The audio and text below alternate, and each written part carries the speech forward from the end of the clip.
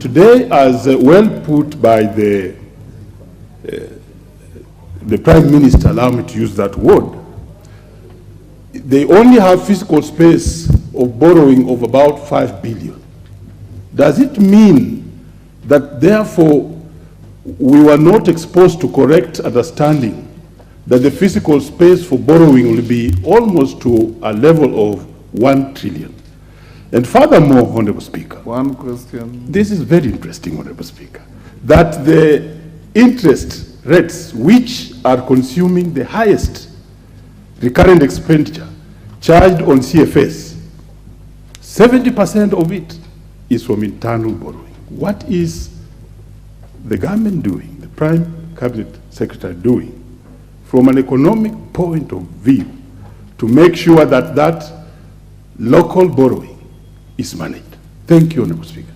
Dagoretti South, KJ. Thank you very much, Mr. Speaker.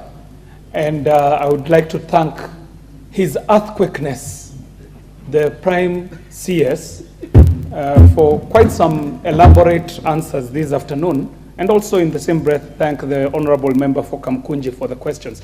Mr. Speaker, if what the Prime CS is telling us is applied and executed well, I think the short-term needs shall be well satisfied.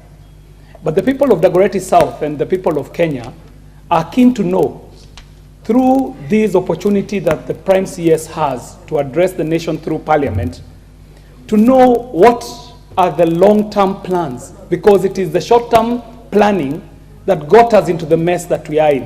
What are the long-term plans for us as a country to be able to move away from rain-fed agriculture so that we are able to reduce the instances of such shortages?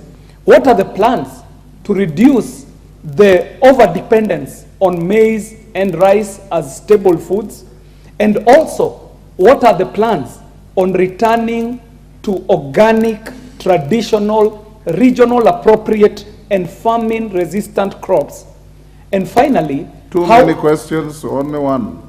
And the storage, Mr. Speaker, because if we don't apply the Joseph of the Bible principle, when we are in the instances of glut, we shall always suffer these instances. So what are the plans on storage when we have the excesses in food production? Thank you very much, Mr. Speaker. The member at the back, you are not on the screen. Member for Kabondo, Kasipul, or Kasipul, Kabondo? Kasipul. Yes. Right. Thank you, Honorable Speaker. I want to first appreciate the answer which the Prime Secretary has given in reference to the relief food distribution. My question is, what economical value does it has? By giving an example, 2 weeks back, the relief food was distributed in my constituency in Kasipul with a combination of all the entire security in the Homa Bay coming to the constituency and all political rejects led by the cabinet secretary for ICT with the 2 choppers coming all around to the same constituency. Order, member for so Kasipul, my question... Order, member for Kasipul, you will not use question time to besmirch others. As far as I can take judicial notice, the minister called Owalo was not a candidate in any contest in the last elections. So it's unkind to call him a reject when he never presented himself for any choice.